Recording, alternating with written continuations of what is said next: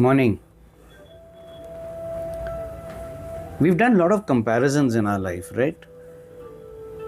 Right from childhood days, comparison with food, comparison with various kind of clothes, school, holiday destinations.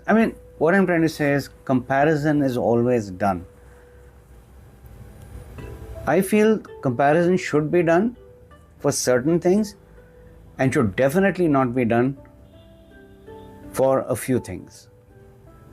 So today what I want to talk about is because it comes up very often and I thought it's important to shed light on it. Comparison for the betterment of your life or for whatever you're trying to achieve or for your work is fine, as long as it's restricted to your own domain and doesn't spill over and becomes ugly, because that's what happens most of the time. Because people are not able to understand the limits of comparison. They go overboard and then it becomes very nasty and then, it just breaks up things.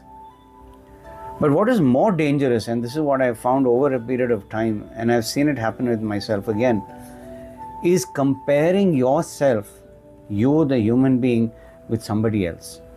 Now, very often you would have heard parents, elders, teachers in front of everyone saying, look at that child, look at that boy, look at that girl, see how she's studying, see how he's studying, you must become like him, you must become like her, you are useless, you are this, you are that. Now that is a very unfortunate and sad approach. While the intent may be good, that you're trying to motivate and encourage and give a kind of a benchmark, but how you give that benchmark, to what extent you keep talking about it, is what matters. Because many people can't understand it, and because of that, they start retracting, they start regressing instead of progressing. Even in sports, they say, if you play to win. Yes, play to win, prepare to win, put in the hard work to win. But if it doesn't happen, then what? Does it become a moping scene? Does it become a violent scene? Does it become a vengeance scene? Or does it become a scene where that not winning scenario becomes a learning? It is accepted that yes, you didn't win, and then an in-depth analysis is done as to why you didn't win. Meaning, you compare yourself with yourself. If you were at level 1, planning to go to level 3, but you fell at level 2, is that okay with you, or it's just not acceptable? And you will do anything, meaning anything, good, bad, ugly, to get to that level 3. Now that's the question that one needs to ask. You're desperate to succeed, yes, but at what cost? Whose cost?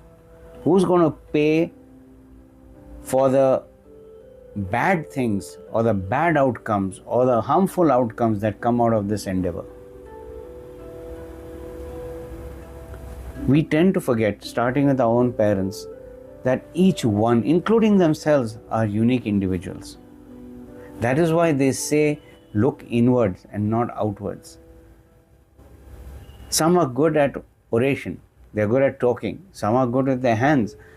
Some are good at thinking, picking up ideas. Some are good with physical energy, with manual labor, which is all okay. Everybody has got the uniqueness. The question is, how do you tap into it? Number one. Number two, where you are not so good, how do you look at it, face it, and work on it? So in my dictionary, I don't have the word weakness. I have the word area of improvement. How can I improve? How can someone improve? This is an area which needs to be worked upon.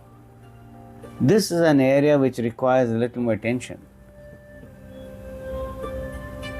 Whether it be the speaking ability, whether it be your physical endurance capabilities, whether it's your patience levels. Everything requires work, and everything requires work with patience. I've often said this in many of my videos. Patience is the key. So before you start running off and comparing others with others, or you yourself with others, ask this one question: are you doing it for improvement, or are you doing it out of spite? Are you doing it to show somebody down, or are you doing it so that it's an example to look at and then work towards it in your own capacity? Not blindly copy somebody or something, because many things are not possible. Can we accept that? We want a beautiful car which is there with the neighbor. We want to have a fantastic job which makes you go all over the country like your cousin. There are many such examples you would have seen in your lifetime. But ask this one question: is everything that somebody else does or gets possible with you? You may strive towards it, but to what extent? Are you going to do it to the extent of killing yourself, not enjoying what life has to offer you? Or go with the flow, accept what is there for you by understanding it, by studying yourself, by going within, and then move ahead. Now, that kind of comparison where you say, you look back over your shoulder and say, okay, a year ago, I was down there. And because of my hard work and perseverance, and having faith in myself and the universe to give me the result that's best for me, for my growth, my happiness, my tranquility. Today, a year afterwards, I'm here and I'm happy about it. I'll continue putting in the work so that I go even higher. But what I have right now, I'm happy with it.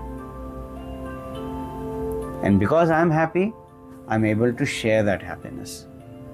Now, is that your approach when it comes to comparison? Give it a thought. Have a lovely day.